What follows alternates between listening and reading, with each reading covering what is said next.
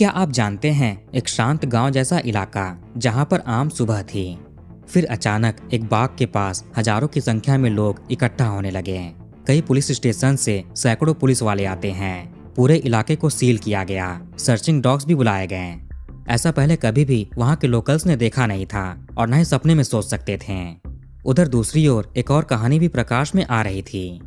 आजकल लोग social media पर एक दूसरे से काफी जुड़े हुए हैं, समाज में कनेक्शन स्ट्रांग हुआ है, फिर भी लोग काफी अकेले हैं और यही अकेलापन बर्बादी का कारण बनेगा। लोग उसी ऑनलाइन जिंदगी को सच मान लेते हैं जो रियलिटी में रियल है भी नहीं। पुलिस भी यहीं से अपनी जांच को अंतिम चरण तक पहुंचाने वाली है। नमस्कार दोस्तों, तो क्या हाल चाल है आपके। आज हम बात करने वाले हैं साक्षी यादव केस के बारे में। इस घटना की शुरुआत होती है उत्तर प्रदेश के प्रयागराज डिस्ट्रिक्ट के कैंट थाना क्षेत्र से। यही न्यू कैंटोनमेंट एरिया के एक क्वार्टर में साक्षी यादव नाम की एक लड़की रहा करती थी। ये इनकी बुआ संगीता देवी और फूफा श्यामलाल यादव जी का घर था। फूफा जी इंडियन आर्मी में हवलदार के पद पर अपनी सेवा देते हैं। साक्षी यादव 17 साल की हैं और 11वीं क्लास में पढ़ती हैं। वैसे तो इनका मूल रूप से घर प्रयागराज के ही सोराव इलाके के बंकट नामक गाँव में है। इनके पिता ज्ञानेंद्र कुमार यादव मुंबई में ड्राइवर का काम करते हैं। माँ सुधा देवी होम मेकर हैं। साक्षी की 2 बहनें और एक छोटा भाई भी है। बड़ी बहन 21 साल की ज्योति, छोटी बहन 15 साल की श्रेया और छोटा भाई 13 साल का आकाश। साक्षी सेकंड नंबर की बेटी थी। गांव में और भी परिवार के लोग रहते हैं। इनका ठीक ठाक घर और जमीन जायदाद भी है। नॉर्मल परिवार था। साक्षी ने अपनी शुरुआती पढ़ाई लिखाई गांव बंकट के ही स्कूल से की। इनकी जो बुआ थी संगीता देवी, उनकी तबीयत ठीक नहीं रहती थी। हृदय की कोई प्रॉब्लम थी, हॉस्पिटल से इलाज भी चल रहा था। इनकी कोई भी संतान नहीं, हालांकि 3 बच्चे हुए लेकिन उनको खो बैठी। शायद यही वजह हो इनकी तबीयत ठीक ना होने की। इनके पति तो ड्यूटी की वजह से घर से बाहर रहते हैं, ये अकेले घर पर रहती। लेकिन डॉक्टर ने कहा था कि आपको किसी न किसी के साथ रहना है। अब प्रॉब्लम थी कि कौन रहेगा। फिर ये अपने भाई यानी साक्षी के पिताजी से बात करती हैं। ऐसे करके बुआ ने अपनी भतीजी साक्षी को अपने पास बुला लिया। एक तरह से बुआ और फूफा जी इनको अडॉप्ट ही कर लेते हैं, गोद ले लिया। सारा खर्च, पढ़ाई लिखाई, रहना खाना, दवाई इलाज सब कुछ यही देखते हैं। उसकी पूरी जिम्मेदारी उठा ली। शादी विवाह भी यही लोग देखने को कह रहे थे। साक्षी को भी इन सब चीजों से कोई दिक्कत नहीं होती है। ऐसे 2022 के दिनों में ये अपनी बुआ के पास कैंट चली आई। फूफा जी ने इनका एडमिशन यहीं के एक स्कूल में कराया। 10th यहीं से पास करने के बाद GGIC यानी गवर्नमेंट गर्ल्स इंटर कॉलेज में एडमिशन लेती हैं। ये प्रयागराज के कटरा में है। 11th यहीं से कर रही थी। बुआ और फूफा जी इनको अपनी बेटी मानने लगे थे। साक्षी भी पढ़ाई लिखाई के साथ साथ घर के कामों को भी अपनी जिम्मेदारी के रूप में ले रही थी। साथ में बुआ की भी देखभाल करती। उनके लिए समय से खाना तैयार करना, दवाई खिलाना सब कुछ था। बुआ फूफा ने भी कोई कमी नहीं रखी। बुआ भी इनको अपनी बेटी मानती, हर सुख सुविधा देने का प्रयास करती। बेटी के लिए घर में वाईफाई लगवाया ताकि आराम से पढ़ाई कर सके। वैसे साक्षी स्कूल की छुट्टी होने पर अपने घर पर भी जाया करती थी, यानी मम्मी के पास आना जाना लगा रहता। 10 नवंबर 2025 सोमवार का दिन है। आज भी सुबह में साक्षी हमेशा की तरह स्कूल जाने के लिए तैयार होती है। लेकिन बुआ ने इनसे पूछा कि कहाँ जा रही हो। इन्होंने जवाब दिया कि स्कूल से मैसेज आया है, प्रैक्टिकल्स हैं, फॉर्म भरना है। आज के दिन बुआ की तबीयत थोड़ी खराब थी। ये चाहते थे कि बेटी इनके पास ही रहे। हालांकि ये मना नहीं करती हैं। सोचा कि साक्षी के माता पिता क्या सोचेंगे कि बेटी को बीमारी का बहाना देकर स्कूल नहीं जाने दे रही। साक्षी बुआ को देखकर समझ गई थी कि उनकी तबीयत ठीक नहीं। इन्होंने बुआ से कहा कि आप चिंता मत करो, ये शाम के 4 बजे तक घर वापस आ जाएंगी। इन्होंने खाना बना दिया है, समय से लेकर खा लेना और कोई भी काम मत करना, ये घर पर आकर बर्तन धुल देंगी। साक्षी हमेशा 8:30 बजे तक स्कूल जाया करती थी और शाम के 3:30 बजे छुट्टी होती। 4 बजे तक घर आ जाती। कैंट से कटरा यानी घर से स्कूल के बीच ज्यादा दूरी नहीं थी, 15-20 मिनट का रास्ता था। लेकिन ट्रैफिक की वजह से आधा घंटा लग जाता, ये नॉर्मल बात है। तो आज 10 नवंबर के दिन भी साक्षी तैयार होकर ड्रेस पहनकर अपना स्कूल बैग लेकर सुबह के 8:30 बजे पैदल घर से निकल गईं। आमतौर पर ये सवारी लेकर जाती थीं, कभी ऑटो तो कभी ई-रिक्शा, जो मेन रास्ते पर मिल जाता था। अब धीरे धीरे समय बीतने लगा। सुबह से दोपहर हुआ, दोपहर से शाम। बुआ अपनी भतीजी के घर लौटने का इंतजार कर रही थी। 4 बज गया लेकिन बेटी घर पर नहीं पहुंचती है। इससे ज्यादा लेट पहले कभी हुआ नहीं। फिर भी बुआ ने कुछ और देर इंतजार किया। 10-15 मिनट और बीते लेकिन साक्षी का कुछ अता पता नहीं। वो दूर दूर तक आते हुए नहीं दिख रही। बुआ को घबराहट होने लगती है। हृदय की पेशेंट तो थी ही। साक्षी का मोबाइल फोन घर पर ही था। हालांकि अगर फोन लेकर जाते भी तब भी कांटेक्ट नहीं कर सकते। क्योंकि उसके फोन में सिम कार्ड नहीं लगा था। मोबाइल अक्सर बुआ के पास ही होता। ये बेटी के इंतजार में रोने लग जाती है। शाम के 4:30 बजे के आसपास इन्होंने अपने पति श्यामलाल जी को कॉल करके बताया। वो भी ये सुनकर घबरा जाते हैं।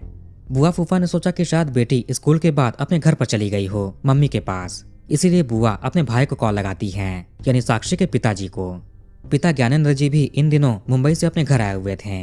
ये भी अपनी बहन की बात सुनकर परेशान हो जाते हैं। यहाँ आने से पहले तुमको जरूर बताती, और उसने पहले कभी ऐसा किया भी नहीं था कि स्कूल से बुआ के घर पर जाने के बजाय यहाँ पर आए। अब साक्षी घर पर आई नहीं, सूचना पाकर तुरंत भाई भी अपनी पत्नी के साथ बहन के घर पर पहुंच गए। बुआ काफी ज्यादा रो रही थी। बेटे की पूरी जिम्मेदारी इनके ही ऊपर थी और ये ठीक से देखभाल नहीं कर पाई। साक्षी की मां ने इन्हें संभाला। उधर पिता और फूफा जी बेटी को ढूंढने निकल गए। साक्षी के स्कूल जाकर पता किया, पर यहाँ पर जानकारी मिली कि साक्षी तो आज के दिन यहाँ पर आई ही नहीं। ये सुनकर परिवार और भी हैरान हो गया। अब बेटी घर से स्कूल के लिए निकली, लेकिन स्कूल पहुंची नहीं। फिर गई कहाँ पर? शायद उसके दोस्तों को पता हो। आसपास उसकी कुछ सहेलियों का भी घर था। फूफा ने उनसे पूछा, लेकिन उनको भी कोई आइडिया नहीं। धीरे धीरे सभी जानने वालों को, रिश्तेदारों को भी पता चलने लगा। वो भी अपने अपने लेवल पर ढूंढने लगे। शाम के 5 बजे से रात के 11 बज जाते हैं, लेकिन साक्षी का कहीं कुछ पता नहीं चला। समझ नहीं पा रहे थे कि वो गई कहाँ पर। घबराहट भी हो रही थी। इसके बाद पिताजी और फूफा जी कैंट थाने में जाकर बेटे की गुमशुदगी की रिपोर्ट दर्ज कराते हैं। उसकी हर एक डिटेल दी। वो दिखती कैसी थी, किन कपड़ों में, कितने बजे, कहाँ के लिए घर से निकली, उसके पास कौन कौन से सामान थे, उसकी फोटो भी दिया गया। पुलिस भी रिपोर्ट दर्ज कर लेती है और परिवार को सांत्वना दिया कि हम पता लगाएंगे और सही सलामत बेटी को आपके पास लाएंगे, चिंता मत कीजिए। हालांकि घर वाले शांत कैसे हो सकते हैं। पूरी रात ये लोग उसको ढूंढने में लगे रहे। जहां भी वो जा सकती थी, जिनसे उसका संपर्क हो सकता था, जिनके बारे में परिवार जानते थे। इधर पुलिस भी साक्षी की जानकारी आसपास के सभी थानों में भिजवा देती है। अब अगला दिन 11 नवंबर की सुबह हुई। साक्षी के बुआ के घर से करीब 20-22 किलोमीटर दूर एक जगह है, लखरावन। ये थरवई थाना क्षेत्र के अंतर्गत आता है। यही देवरे के पास लखरावन ग्राम पंचायत इलाके से बनारस कानपुर हाईवे गुजरता है। यही हाईवे के किनारे किसी ने एक स्कूल बैग पड़ा हुआ देखा। ये 11 नवंबर की तारीख थी और 10 नवंबर को दिल्ली में क्या हुआ था ये सबको ही पता है। हर जगह की पुलिस अलर्ट थी, लोग भी अलर्ट थे।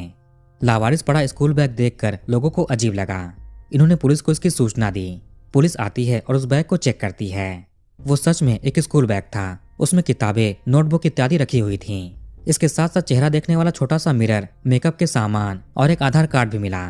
एक और चीज भी मिलती है जो आपको आगे बताएंगे। आधार कार्ड से पुलिस को सारी जानकारी लग गई ये किसका बैग होगा। नोटबुक्स में भी नाम लिखा हुआ था। ये बैग साक्षी यादव का है। इनके एड्रेस पर जाकर परिवार को सारे सामान दिखाते हैं, पूछते हैं। इन सब चीजों को देखकर घर वाले और भी घबरा गए। कल से बेटी घर नहीं लौटी और हाईवे पर उसके सामान इस हाल में मिले। कुछ हो तो नहीं गया। यही बैग लेकर बेटी घर से निकली थी। अब कुछ और दिन बीतता है। 15 नवंबर की तारीख आई। सुबह के 5:30 बजे के आसपास का टाइम। लखरावन गांव के ही कुछ लड़के आर्मी और पुलिस भर्ती की तैयारी कर रहे थे। वो एक्सरसाइज करने के लिए, दौड़ लगाने के लिए एक बाग में जाते हैं। मीडिया रिपोर्ट्स के अनुसार ये जगह रामचंद्र यादव नाम के किसी व्यक्ति की थी। चारों तरफ से खुला हुआ इलाका था और सुनसान क्षेत्र में है। बहुत कम लोग यहाँ से आते जाते हैं। हालांकि थोड़ी दूर एक मंदिर भी है, वहां तो लोग रहते हैं, लेकिन ये बाग काफी सुनसान था। सुबह में जब वो लड़के यहाँ पर आए तो उन्होंने जमीन की मिट्टी को असमतल पाया, जैसा कि यहाँ की मिट्टी की खुदाई करके और खींचकर कहीं और ले जाया गया हो। पर यह ताजी नहीं थी, बल्कि कई दिन पुरानी लग रही थी। ताजी होती तो मिट्टी में थोड़ी नमी होती, गीली होती, लेकिन ये कुछ दिन पुराना था। धीरे धीरे जब सूर्य ऊपर आया, दिन निकला, तो अचानक गांव के स्ट्रे डॉग्स इसी जगह पर आते हैं और एक पेड़ के पास कुछ खुदाई करने लगे। काफी ज्यादा भोग भी रहे थे। तभी एक डॉग के मुंह में बालों का गुच्छा देखा गया, जो काफी लंबे बाल थे। इसे देखकर लड़कों को अजीब लगा। जब ये उस खुदाई वाली जगह के पास आए और थोड़े ध्यान से देखा तो इन सबकी चीखें निकल जाती है। वहां पर कोई इंसानी हाथ जमीन के नीचे से झांक रहा था और उसके लंबे बाल भी थे। शोर सुनकर गांव के लोग इकट्ठा होने लगे।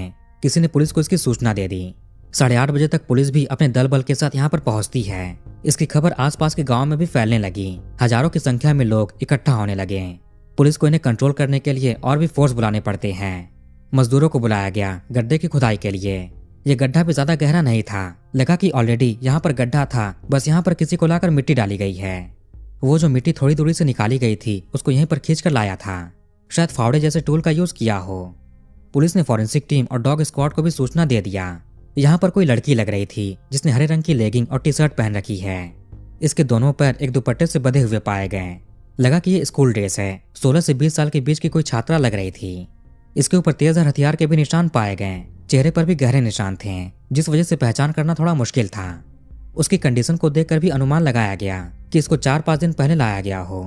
इस जगह थोड़ी और छानबीन करने पर कुछ दूर स्पोर्ट्स शूज और मोजा भी पड़ा हुआ मिला। शायद इसी लड़की का हो।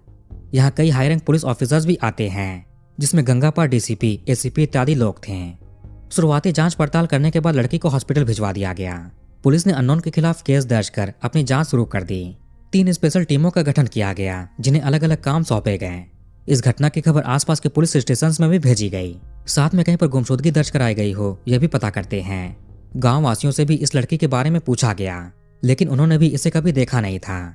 वैसे वो हाईवे पर जो स्कूल बैग मिला था, उससे ये जगह आधा 1 किलोमीटर ही दूर है। थरवई थाने की पुलिस ने ही उस बैग को परिवार तक पहुंचाया था और पता चला कि उनकी बेटी गायब है। उनका दिया हुआ डिस्क्रिप्शन यहाँ की लड़की से भी मैच होता हुआ दिख रहा था। जो ड्रेस लड़की ने पहने हुए थे वो भी उसी कॉलेज का लगा जिसमें साक्षी पढ़ती थी।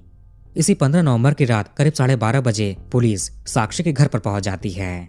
पहले इनसे पूछा गया कि क्या आपने कैंट थाने में अपनी बेटी की गुमशुदगी की रिपोर्ट लिखाई है। परिवार ने हाँ में जवाब दिया। फिर पुलिस ने कहा कि हमें ऐसा ऐसा कुछ मिला है, आपको पहचान करनी है चलकर। ये सुनकर घर वालों के पैरों तले जमीन खिसक गई। पुलिस ने पिता को फोटो दिखाया। फोटो में कपड़ों को देखते ही ये रोने लगे। इसी समय फूफा जी ने थरवई के अस्पताल जाकर बेटी की पहचान की।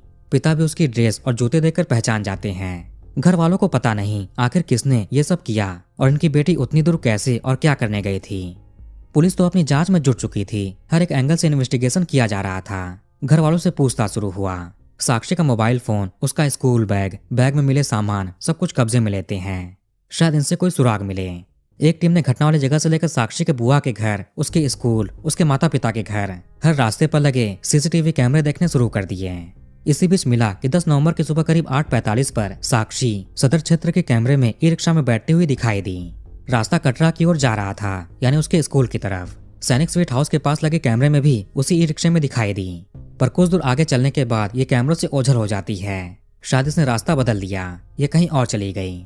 लोगों से जानकारी जुटाने के दौरान ये भी पता चला कि जहां पर वो मिली थी उस बाग में उससे करीब 1-1.5 किलोमीटर दूर कुसुंगुर के पास साक्षी के मामा जी का घर है। पर वो मामा के घर पर जा रही थी, इसकी भी पुष्टि नहीं हुई क्योंकि उसने किसी को भी जानकारी नहीं दी थी। 16 नवंबर की शाम तक यानी पोस्टमार्टम के बाद घर वालों ने इसका अंतिम संस्कार कर दिया। हर कोई रो रहा था, काफी दुखी था। पोस्टमार्टम रिपोर्ट भी पुलिस के पास आता है। गले के आसपास भी निशान पाए गए थे। इसको लेकर डॉक्टर ने कहा कि शायद पहले उसका दुपट्टा उसके गले में लपेटा गया हो, उसके बाद तेजधार हथियार चलाया गया, जैसे कोई चाकू। करीब 8 बार तो चेहरे के आसपास चलाया गया हो, शरीर के बाकी हिस्सों में भी था। मतलब जिसने भी ऐसा किया शायद वो चाहता था कि किसी भी हाल में बचे ना। इस तरह के इलाके में कोई जबरदस्ती लेकर आया हो, ये भी थोड़ा मुश्किल है। अगर शोर होता तो जरूर कोई ग्रामीण सुन लेता, पर ऐसा नहीं है। वो अपनी मर्जी से यहाँ पर आई होगी। इसका मतलब कि घटना अंजाम देने वाला लड़की का कोई जानकार है। घर वालों का भी यही कहना था कि बेटी को कोई जानने वाला ही बहला फुसला कर ले गया होगा। पुलिस ने कुछ सैंपल्स भी प्रिजर्व करवा कर लैब भिजवा दिए थे, ये जानने के लिए कि कोई और भी गलत काम तो नहीं किया गया है। पुलिस ने यह भी अनुमान लगाया कि किसी स्कूटी या बाइक से लाया गया होगा। पुलिस जब साक्षी के स्कूल बैग को ध्यान से देख रही थी तो उसमें कॉपी किताब और बाकी चीजों के अलावा सिंदूर की डिबिया भी मिली। अब आखिर ऐसा क्यों? वो सिंदूर क्यों रखेगी? कहीं कोई प्यार का तो मामला नहीं, शादी करने वाली हो। हालांकि साक्षी के माता पिता, उसकी बहनें, बुआ सभी ने इनकार कर दिया। बड़ी बहन मीडिया में बताती है कि 21 अक्टूबर को साक्षी घर से वापस बुआ के घर गई थी। उसके बाद से कभी भी उसे फोन पर बात नहीं हुई। हाल चाल के लिए साक्षी बुआ से ही पूछ लेती थी कि घर पर कैसे हैं सभी लोग, लेकिन कभी स्वयं कॉल नहीं किया। पिता से भी कॉल पर बात किए महीने भर हो गए थे। कॉपी किताबों को अच्छे से परखते हुए पुलिस को एक किताब के 14th पेज पर एक नाम लिखा हुआ मिलता है, दीपक। 16th पेज पर एक मोबाइल नंबर भी लिखा हुआ था। पुलिस ने इस नंबर पर कॉल लगाया, लेकिन ये स्विच्ड ऑफ था। इसको सर्विलांस पर रख देते हैं। इसकी पूरी जानकारी भी निकाली गई कि ये किसका नंबर है। कॉल डिटेल्स और लोकेशन भी निकाले गए। 15 नवंबर की सुबह ये फोन बंद हुआ था और इसकी लोकेशन 11 नवंबर की सुबह से ही रोज दिन के समय में उस स्पॉट पर उस बाग में दिखाई देता जहां पर लड़की पाई गई थी। 10 नवंबर की शाम को भी दिखा था और ये 15 नवंबर की सुबह में भी देखने के लिए आया था। लेकिन चूंकि आज घटना का खुलासा हुआ तो डर की वजह से फोन बंद कर लिया हो। यह नंबर भी थोड़ा संदिग्ध लग रहा था।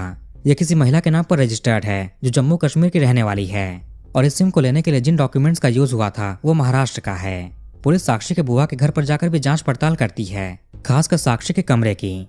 इसके रूम में एक और पर्ची मिली जिस पर लिखा था 23 जनवरी बर्थडे दीपक ब्रैकेट में आर्मी। पहले किताब में इसका नाम मिला, फिर कमरे से मिली पर्ची में। दीपक कौन है? घर वालों ने पहले कभी इस आदमी का नाम नहीं सुना था और न ही जानते थे। साक्षी की सहेलियों को भी, उसके क्लासमेट्स को भी नहीं पता। फूफा जी ने जब अपने घर में थोड़ा ध्यान दिया तो पाया कि घर से इनकी पत्नी के 8 तोले सोने के गहने जो कि 22 कैरेट के थे और करीब 1 लाख रुपए कैश गायब हैं। इसकी सूचना इन्होंने पुलिस को दी। उधर सीसीटीवी कैमरों की जांच करने वाली टीम को एक और अहम सुराग हाथ लगता है। बालसन चौराहे के पास लगे हुए कैमरे की फुटेज में कुछ सेकंड की क्लिप दिखी जिसमें एक बाइक है, उसको एक आदमी चला रहा है और पीछे एक लड़की बैठी हुई है। लड़की ने वही कपड़े पहन रखे हैं, वही ड्रेस हैं जो कि साक्षी ने घर से निकलते टाइम पहने थे और घटनास्थल पर मिलने के दौरान पहने हुए थे। हालांकि इस क्लिप में उसका चेहरा ढका हुआ था। पुलिस ने उस बाइक के रजिस्ट्रेशन नंबर से उसकी डिटेल निकाली। ये एड्रेस थरवई थाना क्षेत्र के कुसुंगुर गांव का था, वही गांव जहां पर साक्षी के मामा का घर है। दीपक भी यहीं का रहने वाला था। 18 नवंबर के दिन पुलिस मुखबिर की सूचना पर पुराना पुल मनसैता नदी के पास से दीपक को उठा लिया। 3 दिनों की कड़ी जांच के बाद ये आदमी हाथ लगा था। 50 से भी ज्यादा कैमरे खंगाले गए थे। इससे सख्ती से पूछताछ की जाती है। 26 साल का हर्षवर्धन सिंह यादव उर्फ दीपक कुमार सेना का जवान है, नायक के पद पर है। इसकी नौकरी 2018 में लगी थी। पहले ये जम्मू कश्मीर में पोस्टेड था, लेकिन अप्रैल 2025 में पटियाला में ट्रांसफर हो गया। साक्षी के पिता ने मीडिया में बताया कि दीपक का बड़ा भाई कुलदीप भी आर्मी में है, लेकिन वो फर्जी कागजात देकर भर्ती हुआ। छोटा भाई सूरज यादव थरवई थाने का हिस्ट्री सीटर क्रिमिनल है। हाईवे पर चोरी चकारी, लोगों के सामान छीनता है। दीपक भी किसी शादी में चोरी के मामले में सामने आया था, हालांकि इस पर कोई केस दर्ज नहीं हुआ। साक्षी के मामा का घर दीपक के गांव के पास में था। जब भी साक्षी मामा के घर पर आती तो दिख जाती। उसका ममेरा भाई भी उसी मैदान में दौड़ लगाने के लिए जाता था जहाँ पर दीपक जाता। घटना से लगभग 8 महीने पहले साक्षी के इंस्टाग्राम पर दीपक से मुलाकात हुई। चूंकि पहले भी एक दूसरे को गांव में देख चुके थे तो इनमें इंस्टाग्राम पर बातें होने लगी, दोस्ती हो गई। दीपक ने जैसा पुलिस को बताया और पुलिस ने मीडिया में बताया कि साक्षी ने बातों बातों में कहा था कि उसका सपना है किसी फौजी से शादी करना और दीपक आर्मी में है, ये बात वो जानती थी। ऐसे बात आगे बढ़ने लगी। गर्मी की छुट्टियों में जून में जब साक्षी अपने मामा के घर पर गई थी तो पहली बार दीपक से मिलती है।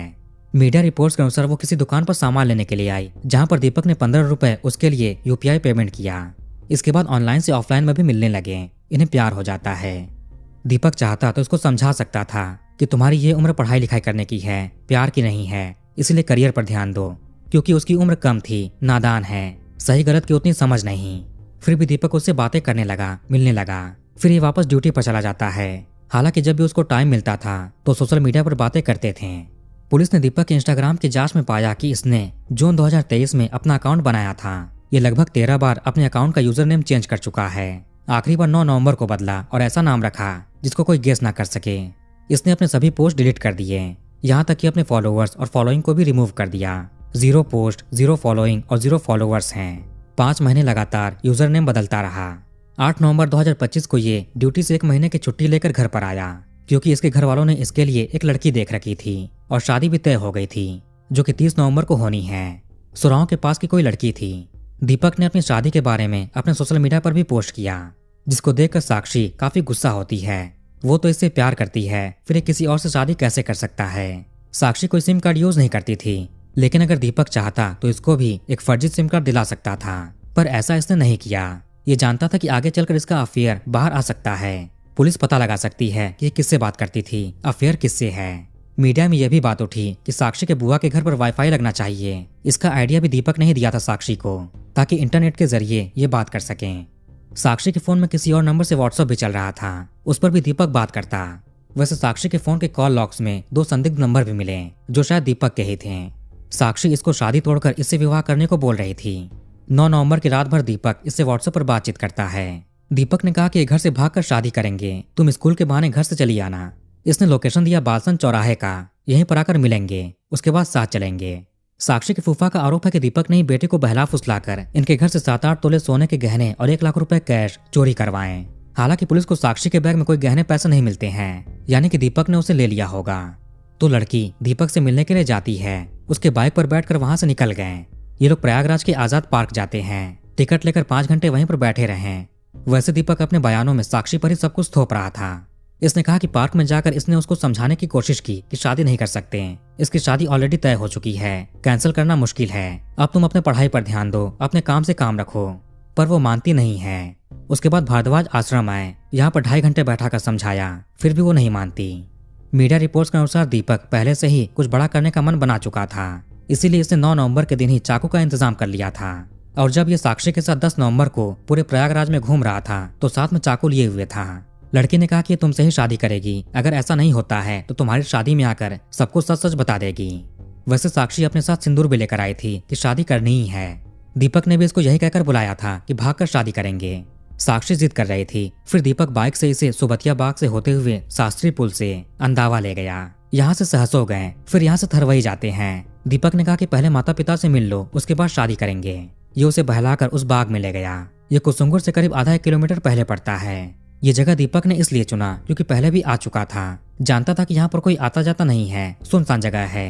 शाम के समय तो और भी सन्नाटा पसर जाता है। साक्षी तो इसे सच में प्यार करती थी और शादी करना चाहती थी, मगर दीपक टाइम पास के लिए करीब आया था। यहाँ फिर से दोनों में बहस हुआ, झगड़ा हुआ, जिसके बाद दीपक ने लड़की की चुन्नी से ही इसकी कहानी समाप्त कर दी। इसके बाद तसल्ली के लिए अपना चाकू निकाला और चलाता है ताकि बचने का कोई चांस ना हो। पास में कुछ 100 मीटर की दूरी पर ही मंदिर था, वहां पर किसी का फावड़ा रखा हुआ था, वही लेकर ये आता है। इसको बगीचे में एक पेड़ के पास ऑलरेडी एक गड्ढा मिला, उसी में इसको रखकर मिट्टी खींच कर ढक देता है। फिर फावड़े को नाले के पास फेंक दिया। लड़की के स्कूल बैग को हाईवे पर लाकर फेंकता है। उसके बाद अपने घर चला गया। इसके पास साक्षी के सोशल मीडिया की आईडी, पासवर्ड, मेल आईडी, इसका पासवर्ड सब था। इसने सारे चैट्स, फोटोज सब कुछ डिलीट किए। यूट्यूब पर इसने फोन को फॉर्मेट करने के बारे में सीखा। गूगल पर चैट, ब्राउजर कैसे डिलीट करें ये सीखा। सब करने धरने के बाद ये निश्चिंत हो जाता है कि पुलिस इस तक नहीं पहुंच सकती। रोज ये बागीचे में देखने के लिए भी जाता था, लेकिन जिस दिन केस खुला उस दिन फोन बंद कर दिया। पुलिस ने दीपक का फोन जब्त किया। इसका फोन पूरा फॉर्मेट था, इंस्टाग्राम भी नहीं था। इसको इंस्टॉल करके डेटा रिट्रीव करवाते हैं। 2 मैसेजेस तुरंत ही मिले, एक में लिखा था आई लव यू और दूसरे में जान। 18 नवंबर को पुलिस इसे कोर्ट में पेश करके जेल भेज देती है। इसके पास से इसकी बाइक, फावड़ा और चाकू भी बरामद किया गया। इसको घटना वाली जगह पर लाकर रिक्रिएशन भी कराते हैं, कैसे कैसे इसने क्या क्या किया था, कैसे घटना को अंजाम दिया। उधर साक्षी के घर वालों का कहना था कि इनकी बेटी को बदनाम किया जा रहा है, वो ऐसी बिल्कुल भी नहीं थी।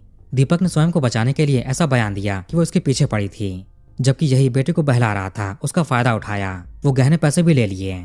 ऊपर से वो ऐसा काम अकेले नहीं कर सकता, उसके घर वाले भी शामिल होंगे। उनको बचाने के लिए सारा ब्लेम स्वयं पर ले लिया। उनसे भी पूछताछ की जानी चाहिए, आखिर वो गहने पैसे किधर हैं, उसकी भी जांच हो। घर वालों ने आरोप लगाया कि दीपक के परिवार ने वो गहने पैसे पुलिस वालों को दे दिए ताकि वो केस की लीपापोती कर सकें और बच सकें। इन्हें पुलिस पर भरोसा नहीं, केस को सीबीआई को देना चाहिए, पूरा परिवार ही क्रिमिनल है, ऐसा कहा। साथ में उनके जमीन जायदाद को जब्त करने की भी बात कही। अगर साक्षी सच में शादी का दबाव दे रही थी तो दीपक को इसके परिवार से बात करनी चाहिए, शिकायत करनी चाहिए थी। ये लोग उसको समझाते हैं, लेकिन दीपक की नीयत शुरू से ही सही नहीं थी। अब आर्मी के लोग दीपक के साथ क्या करते हैं, इसकी नौकरी शायद चली जाए, शादी भी ना हो, घर की इज्जत भी चली गई। शादी के 20 दिन पहले ही इसने ऐसी घटना अंजाम दी। अब ये जेल में है। तो वीडियो को एक बार खत्म करते हैं और कमेंट करके अपनी राय बताइए। इस वीडियो को लाइक और शेयर जरूर करिए और हमारे चैनल को सब्सक्राइब करके बेल आइकन ऑन कर लीजिए। मिलते हैं नेक्स्ट वीडियो में। धन्यवाद।